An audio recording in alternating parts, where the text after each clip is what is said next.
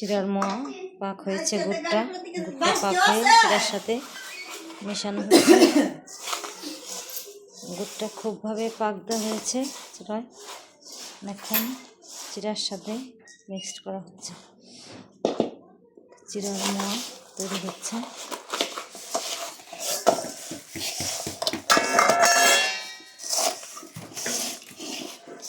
গুড়টাকে পাক দিয়ে লাল করা হয়েছে, আটা আটা ভাবে। এখন মিশানো হচ্ছে চিড়ার সাথে। হাতে তেল মেখে নেওয়া হচ্ছে যাতে কোনো হাতে না লেগে যায়। এখানে এটাকে সাইজ করার জন্য এরকম একটা জিনিস নেওয়া হয়েছে, এটা দিয়ে আকৃতি দেওয়া হবে এবং এটাতে রাখা হবে। চলছে চিড়ার মোয়া প্রস্তুতির কাজ।